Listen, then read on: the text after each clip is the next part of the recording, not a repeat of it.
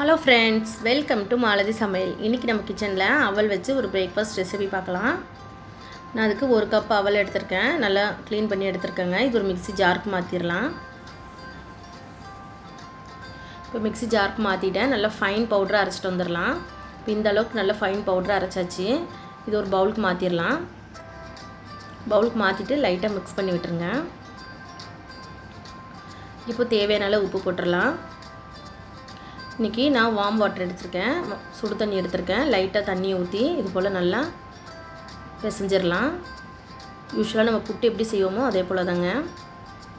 லைட்டாக தண்ணி ஊற்றி நல்லா பிசைஞ்சிடலாங்க. அதிகமாக தண்ணி ஊற்றிடாதீங்க, லைட்டாக தண்ணி ஊற்றி பிசைஞ்சிருவோம். இப்போ இந்த அளவுக்கு நல்லா வந்திருக்கு பாருங்கள். இப்போ கையில் எடுத்து பிடிச்சா பிடிக்க வரணும், அதுதான் அதோட பதம். இப்போ நம்ம அவல் வந்து வேக வைக்கிறதுக்கு கரெக்டாக இருக்குது. இப்போ நம்ம இட்லி பாத்திரத்தில் வேக வச்சு எடுத்துடலாம். எனக்கு இட்லி தட்டு எடுத்திருக்கேன். இட்லி தட்டில் டைரெக்டாக வச்சு வேக வைக்க போகிறேன். நீங்கள் துணி கூட போட்டு அவிக்கலாங்க. ஒரு 10 நிமிஷம் வேக வச்சிங்கன்னா நம்மளோட அவல் வந்து நல்லா சாஃப்டாக வந்துடும். இப்போ இட்லி பாத்திரத்துக்கு மாற்றிடுவோம். இட்லி பாத்திரத்தில் ஏற்கனவே தண்ணி ஊற்றி நல்லா சூடாகிட்டு இருக்கு. இப்போ நம்ம இட்லி தட்டை அதில் வச்சிடலாம். வச்சுட்டு ஒரு 10 நிமிஷம் ஸ்டீம் பண்ணிடலாங்க. மீடியம் ஃப்ளேமில் ஒரு 10 நிமிஷம் வச்சிடலாம். 10 நிமிஷத்துக்கு அப்புறம் பார்க்கலாம், க்ளோஸ் பண்ணி வச்சிடலாம். இப்போ 10 நிமிஷம் ஆகிடுச்சு. ஓப்பன் பண்ணி பார்க்கலாம். இப்போ நல்லா வெந்து வந்திருக்கு பாருங்கள். நம்ம அவல் நல்லா சாஃப்டாக வெந்திருக்கு. இதை நான் வெளியே எடுத்துடலாம். இது ஒரு பவுலுக்கு மாற்றிடலாங்க. மாற்றிட்டு லைட்டாக உதிர்த்து விட்டுருங்க. இப்போது டேரெக்டாக இதில் சர்க்கரையும் தேங்காயும் போட்டு சாப்பிட்டிங்கனாலும் அவ்வளோ சூப்பராக இருக்கும். ஸ்வீட் பிடிக்கிறவங்களுக்கு டேரெக்டாக இது தேங்காயும் சர்க்கரை போட்டு சாப்பிட்டுக்காங்க. நம்ம இன்றைக்கி காரசாரமாக மசாலா போட்டு பார்க்கலாம். அதுக்கு ஒரு பேன் வச்சுருங்க. பேனில் ஒரு 2 டேபிள் ஸ்பூன் போல் ஆயில் ஊற்றிடலாம். இப்போ ஆயில் நல்லா சூடானதுக்கப்புறம் ஒரு 1/2 ஸ்பூன் போல் ஜீரகம் போட்டுடலாம். ஜீரகம் நல்லா பொரிஞ்சு வரட்டும். பொடியாக கட் பண்ண 2 பூண்டு எடுத்திருக்கேன். நல்லா பொடியாக கட் பண்ணி எண்ணெயிலே நல்லா ஃப்ரை பண்ணிடுங்க. அதோடய ஃப்ளேவர் ரொம்ப நல்லாயிருக்கும். ஒரு வெங்காயம் எடுத்திருக்கேன். மீடியம் சைஸ் ஒரு வெங்காயத்தை பொடியாக கட் பண்ணி ஆட் பண்ணிக்கோங்க. வெங்காயம் ஓரளவுக்கு நல்லா வதங்கி வந்திருக்கு. இந்த டைமில் ஒரே ஒரு தக்காளி ஆட் பண்ணிக்கலாம். இப்போ வெங்காயம் தக்காளி நல்லா சாஃப்டாக வதங்கி வரட்டுங்க. இப்போ இதுக்கு ஒரு மசாலா பார்த்துடலாம்.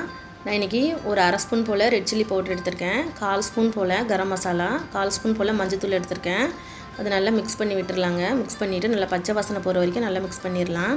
நான் டிஸ்கிரிப்ஷனில் மெஷர்மெண்ட் கொடுக்குறேன், செக் பண்ணிக்கோங்க.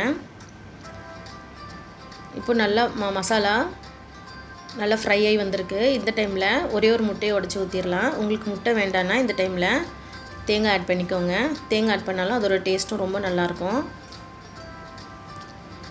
லைட்டாக மிக்ஸ் பண்ணி விட்டுருங்க. இப்போ முட்டை வந்து மசாலாவோட ஒரு 30 செகண்ட்ஸ் கிட்ட நல்லா வதங்கி வரட்டும்.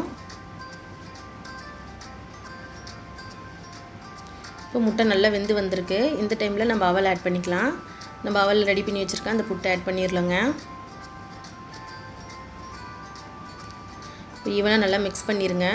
இப்போ தேவையான அளவு உப்பு போட்டுடலாம். ஏற்கனவே நம்ம உப்பு போட்டிருக்கோம், உப்பு பார்த்து போடுங்க.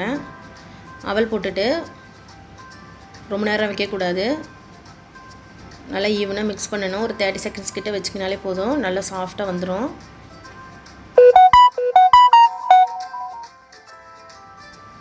இப்போ கடைசியாக கருவேப்பிலை ஆட் பண்ணிவிட்டு அடுப்பை ஆஃப் பண்ணிடலாங்க. நம்மளுடைய பிரேக்ஃபாஸ்ட் ரெசிபி சூப்பராக ரெடி ஆகிடுச்சு. அவல் மசாலா புட்டு கண்டிப்பாக நீங்களும் ட்ரை பண்ணுங்கள். ரொம்ப டேஸ்ட்டாக இருக்கும். நல்ல மார்னிங் ஃபுல்ஃபில்லிங்காக இருக்கும். அந்தளவுக்கு நல்லா டேஸ்ட்டாகவும் சூப்பராக இருக்கும். டிஃப்ரெண்ட் டேஸ்ட்டில் இருக்கும் உங்களுக்கு. நம்மளுடைய அவல் மசாலா புட்டு குயிக்காக ரெடி ஆகிடுச்சு. இந்த வீடியோ உங்களுக்கு பிடிச்சதுன்னா எங்கள் சேனலுக்கு லைக் பண்ணுங்கள், ஷேர் பண்ணுங்கள், கமெண்ட் பண்ணுங்கள். மறக்காமல் மாலதி சமையலுக்கு சப்ஸ்கிரைப் பண்ணிக்கோங்க. தேங்க்யூ.